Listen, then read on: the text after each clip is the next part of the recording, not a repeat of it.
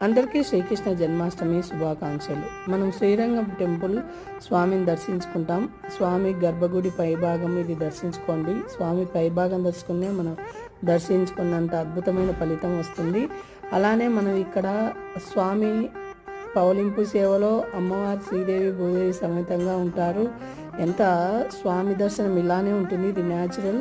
మనం ఇక్కడికి దగ్గరికి వెళ్ళి దర్శించుకుంటారు. శ్రీరంగంలో ఎంతో అద్భుతమైన టెంపుల్. మనకు దేవుడు ఎంతో అవకాశం ఇచ్చిన గరుడు ఉన్నాడు ఇక్కడ. అద్భుతం.